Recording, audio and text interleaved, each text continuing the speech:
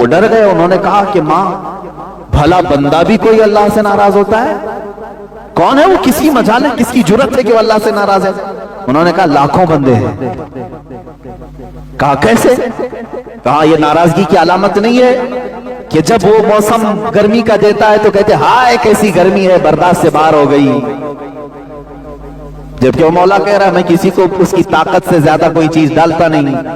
اگر تم اس کی یہ تمام قدرت سے راضی ہوتے تو اس کے موسموں کی شکایت نہیں کرتے. ایک بزرگ چلتے پھرتے راستے میں انہوں نے صرف اتنا کہہ دیا تھا، بارش آ رہی ہے، ارے یہ کیسے بے موسم کی بارش آئی؟ کبھی ہوتا ہے گرمیوں کے دنوں میں بارش آئی. غیب سے انہیں ندا آئی، کیا ہے بندے، کیا اب تو فیصلہ کرے گا کہ بارش کب ہونا چاہیے اور کب نہیں ہونا چاہیے؟ وہ اتنا روئے کہ تقریباً 40 سال تک انہوں نے اپنا چہرہ آسمان کی طرف نہیں کیا. حقیقت میں میرے عزیزو آج اللہ کی رضا ہم چاہ تو رہے ہیں، لیکن کبھی ہم نے یہ سوچا میں بھی اس کے ہر چیز سے راضی ہوں. وہ بندہ راضی ہے جو اس کی دی ہوئے انعامات پر بھی خوش ہے اور اس کے دی ہوئے مصیبتوں پر بھی خوش ہے. لیکن یہاں ہوتا نہیں ہے. بندہ مصیبتوں پر ناشکری کرتا ہے اور انعامات پر اسے بھول جاتا ہے. انعامات ملتے ہیں، خوشیاں آتی ہیں، کہتا میں نے کمایا میں نے کمایا. کبھی یہ نہیں کہتا ھذا من فضل ربی، یہ میرے رب کے فضل سے ہے.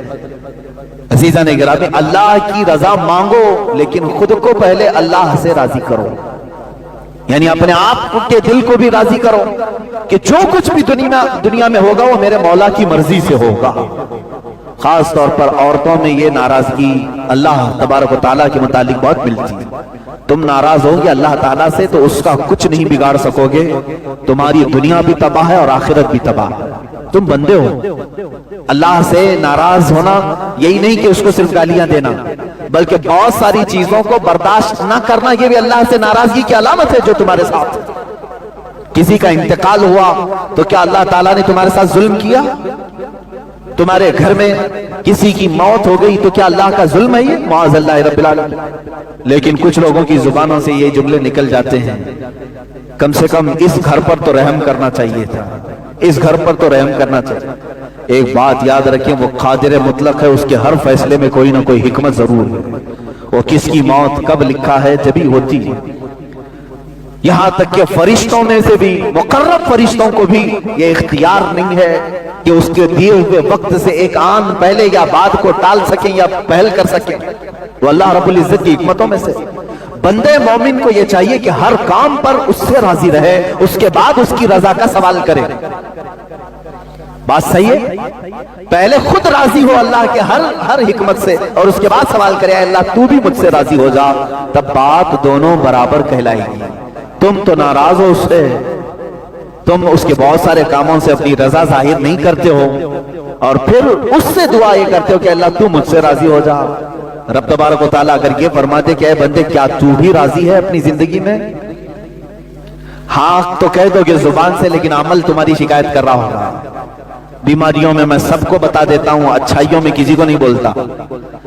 دکان 100 دن چلایا، 99 دن فائدہ رہا، ایک دن نقصان ہوا، وہ نقصان کے دن کئی لوگوں کو شکایت تو کر دے گا.